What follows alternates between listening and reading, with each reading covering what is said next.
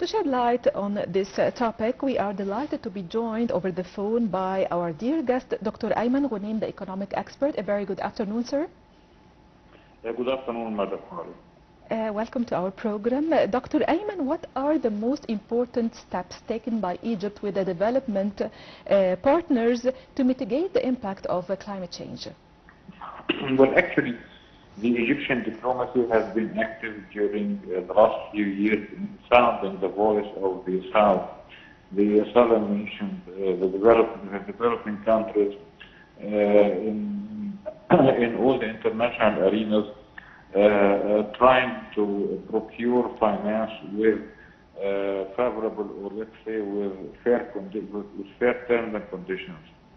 The question of finance has been really an important one during the last few years, especially with the witnessed climatic changes and the losses incurred by many of the developing nations due to climate changes. This time, Dr. Rania Al-Mashat is participating on behalf of Egypt in COP29 at Baku, the capital of Azerbaijan.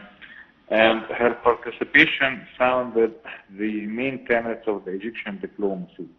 Egypt has always been calling for a new charter for international finance. It has been calling on the international financial organizations and donor countries to update and to modernize their frameworks, their risk assessment frameworks, their financial frameworks, and their policies in providing finance to the developing countries, especially with the fact that the developing countries are the main losers due to the climatic changes. Presently, the requirements of finance, international financial requirements to face the climatic changes are estimated at $6.3 to $6.7 trillion per annum. That will be in 2030. Now, the developing countries have a share of around 2.3 to 2.5 trillion US dollars. And the problem here is that whether we like it or not, the bad effects of not meeting the requirements of the southern nations, those bad effects will be shared by everybody, because at the end of the day, the southern nations represent the markets for the developing nations. And if we have a recession in the south, definitely it will affect the north. So everybody has a vested interest in fostering economic growth in the south and in helping the nations of the south to face climatic changes, to change their or adapt their economies, to use green methods and to use renewable and clean energy. Dr. Egypt has taken major steps towards clean energy. Could you please tell us about the most important of these steps?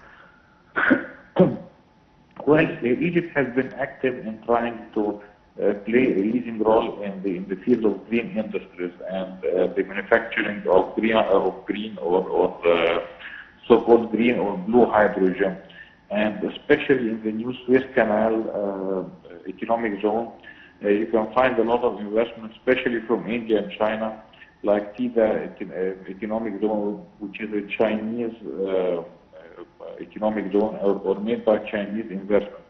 Because actually, if you look at the international theater, you'll find that it's expected in the coming, let's say, 20 or maybe less years, there's expected to be a power shift from the nations that are or that have a leading role and leading share in the exportation of fossil fuel, mainly petroleum and coal, to the nations that have a leading role in the manufacturing and exportation of clean and renewable energy.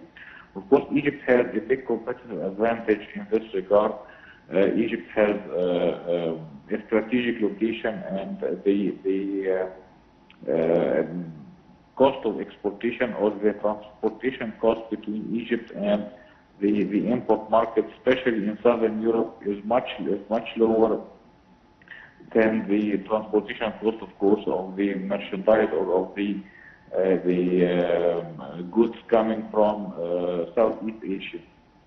That's why the investments in the new economic zone of Suez Canal has been geared towards the renewable energy, has been geared towards the requirements of Southern Europe, and mainly the renewable and green energy.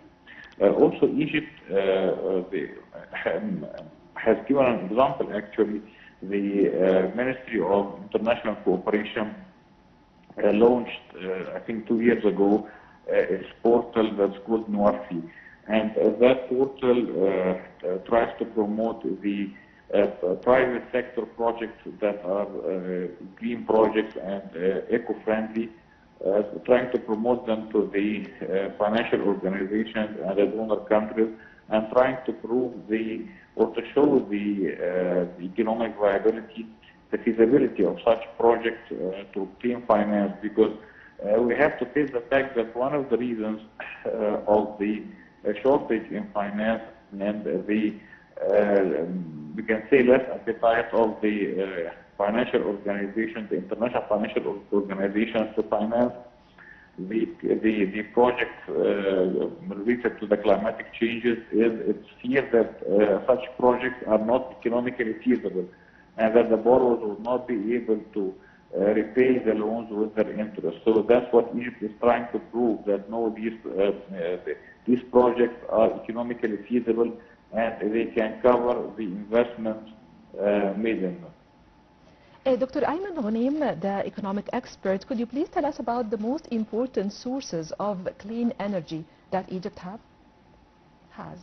Well, actually, Egypt has, as we said, Egypt has a competitive advantage in renewable energy. We can speak, of course, of the solar energy, the wind energy, and also we can speak about the natural gas, which is, it's not, of course, as eco-friendly as the solar or the wind energy, but it's much less polluting, of course, than coal and petroleum.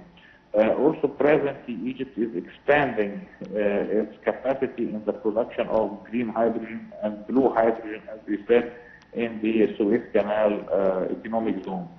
So it's expected that in the coming 10 to 20 years, Egypt will be one of the leading countries in the Middle East and Northern Africa in the production of the eco-friendly energy and green energy. Doctor, what are the most important renewable energy projects that Egypt has recently established? Well, Egypt is cooperating with many different countries. For example, it's cooperating with the United Arab Emirates in establishing solar power plants. It's cooperating with China, especially, as we said, in the Suez Canal economic zone. We have TIDA economic zone, which is a Chinese investment geared towards renewable energy. And we have a lot of incentives given by the government in this regard under the rule number 72 for the year 2017, the investment law. We have a lot of incentives, including the tax holidays, cost rebate of the value of the land and the value of the infrastructure made in the land for serious projects. So I believe that Egypt, or actually many commentators and many analysts believe that Egypt is moving strongly in this regard, and they are expecting that in the coming, as we said, in the coming 1 to 2 decades, Egypt will have a leading role in the production and exportation of renewable energy. Dr. Ayman Ghoneim, the economic expert, thank you very much for being with us. And dear viewers, we'll have a short break and we'll be back.